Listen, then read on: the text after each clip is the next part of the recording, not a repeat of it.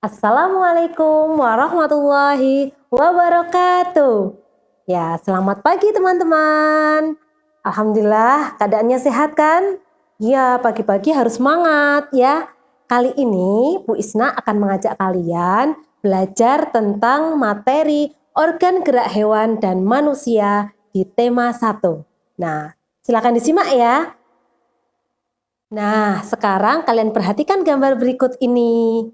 Apa saja yang kalian lihat? Iya, ada cicak sedang merayap, kemudian ada manusia sedang berjalan bersama, dan ada ikan yang sedang berenang. Tahukah kalian, ketiga aktivitas tadi, merayap, berjalan, kemudian berenang, merupakan aktivitas bergerak. Bergerak. Salah satu yang membedakan antara makhluk hidup dengan makhluk yang mati adalah bergerak. Makhluk hidup bergerak untuk merespon rangsang yang datang. Itu disebut dengan iritabilitas. Nah, contohnya saat kalian terkena benda panas. Apa yang akan kalian lakukan?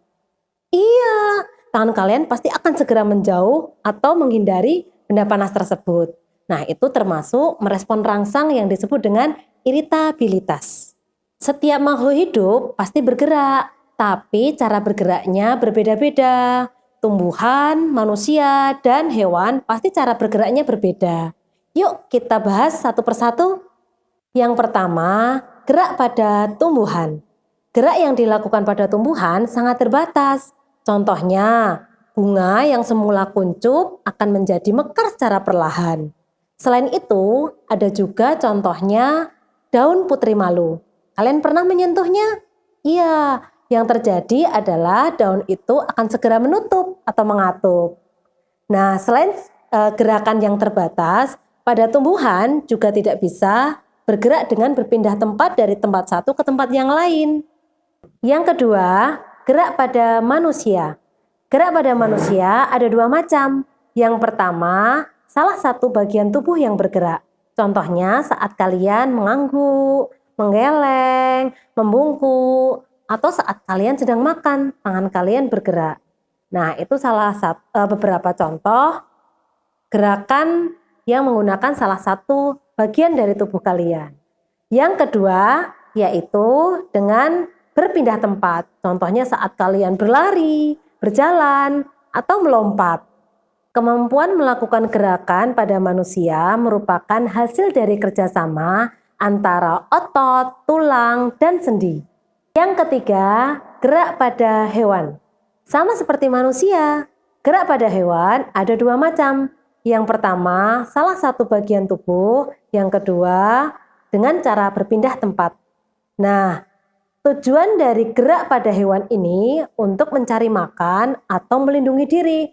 Coba bayangkan, saat tujuan gerakan pada hewan adalah untuk mencari makan dan melindungi diri dari predator atau dari musuh. Berikutnya, kita akan membahas tentang dua jenis hewan, yaitu vertebrata dan avertebrata. Disimak baik-baik ya. Hewan bertulang belakang atau disebut dengan vertebrata. Alat gerak pada vertebrata meliputi otot dan tulang. Nah, tulang-tulang pada vertebrata akan bergabung menjadi satu yang membentuk sebuah rangka dalam atau disebut dengan endoskeleton. Vertebrata memiliki rangka dalam yang berfungsi atau berguna untuk penyangga tubuhnya yang sangat berat. Bentuk rangka dalam setiap hewan pasti berbeda-beda. Hal itu disebabkan karena tempatnya berbeda, tempat hidupnya berbeda, fungsinya berbeda, dan cara hidupnya berbeda. Alat gerak dan cara gerak hewan yang hidup di air tentu saja berbeda dengan hewan yang hidupnya di darat kan? Berikut ini adalah contoh hewan vertebrata atau hewan bertulang belakang. Nah, yang pertama adalah kelinci. Kelinci merupakan contoh hewan yang hidup di darat. Dia memiliki struktur tubuh tulang belakang. Nah, coba kalian perhatikan kaki kelinci. Kaki kelinci bagian depan dan belakang strukturnya berbeda. Kaki kelinci pada bagian belakang lebih panjang daripada bagian depan. Hal itu berfungsi untuk menjadi tumpuan saat dia berlari atau saat dia melompat. Sedangkan pada bagian depan lebih pendek tapi kokoh. Fungsinya untuk menyangga tubuhnya saat mendarat. Contoh yang kedua yaitu burung. Burung merupakan hewan vertebrata yang bergerak dengan cara mengepakkan sayapnya sehingga dapat terbang di udara. Sayap burung memiliki susunan otot yang kuat dan tulang yang ringan, sehingga dapat bergerak dengan ringan di udara. Contoh yang ketiga yaitu ikan. Ikan hidup di air tentu saja memiliki sistem gerak yang berbeda dengan hewan yang lain. Ikan akan dibantu geraknya oleh otot bersegmen dan sirip agar memudahkan dia untuk berenang. Nah, selanjutnya kita akan bahas tentang hewan yang tidak bertulang belakang atau disebut dengan avertebrata. Hewan avertebrata tidak mempunyai rangka yang berada di dalam. Namun, beberapa hewan memiliki rangka yang ada di bagian luar atau disebut dengan eksoskeleton. Nah, apa fungsinya? Fungsinya sebagai pelindung dan pembentuk tubuh bagi hewan lunak. Berikutnya, contoh hewan avertebrata. Contoh yang pertama yaitu belalang. Belalang merupakan kelompok dari serangga.